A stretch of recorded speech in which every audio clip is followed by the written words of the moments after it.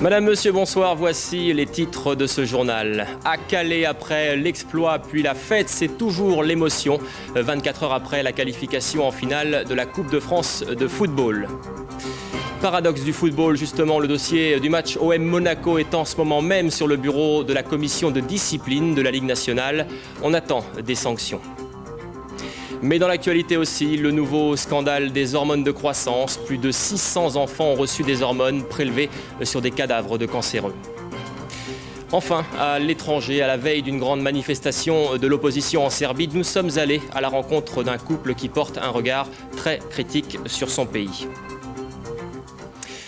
Et tout d'abord, donc, retour sur 24 heures d'émotion, de fête, de bonheur, tout simplement. La ville de Calais, vous vous en doutez, n'a pas pu échapper à l'euphorie de la victoire. Pierre Didier.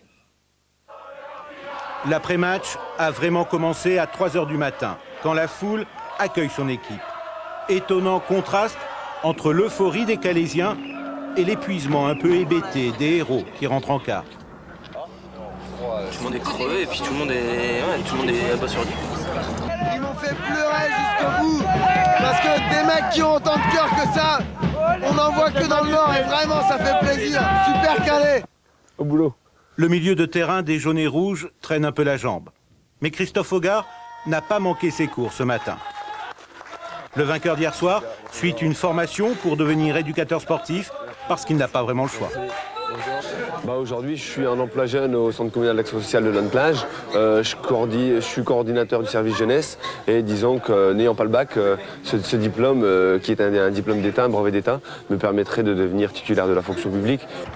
Pépé, l'homme à tout faire, bénévole du club depuis 45 ans, est venu au stade ce matin. Il fallait bien laver les maillots. Puis, a connu plus de jours obscurs que de nuits glorieuses. Ah ouais, c'était la galère. Hein. C'était vraiment la galère. On regardait un sou, quoi. On était un sou près. Hein. Le président est coiffeur et se faisait pas mal de cheveux. C'est fini, l'accession en finale va faire tomber 8 millions de francs dans les caisses d'un club qui traînait un déficit proche de 2 millions. Ce déficit vous oblige constamment à jongler. Vous êtes constamment sous la menace d'un banquier qui vous coupe les vivres. Ces machines font dans la dentelle, spécialité de Calais. Une ville dont on ne parle guère depuis l'inauguration du tunnel sous la Manche. Calais, c'est une petite ville qui n'est pas tellement connue. Elle commence seulement à être connue par le tunnel, par la dentelle, mais le football a beaucoup d'équipes ici, sur le Calaisis, qui ne sont pas connues. C'est donc aussi une soif de reconnaissance qui est venue étancher la victoire de l'équipe de football.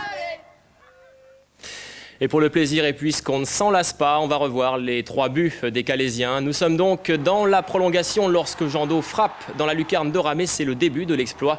Les Bordelais vont ensuite égaliser. Regardez Emilien dans la surface qui trompe encore Ramé, 2-1. Il reste 7 minutes. Puis c'est le centre de l'Estavel, de Gérard pour l'Estavel. Il a pris tout son temps. Incroyable match, incroyable score. Et Calais jouera donc la finale de la Coupe de France le 7 mai prochain face à Nantes.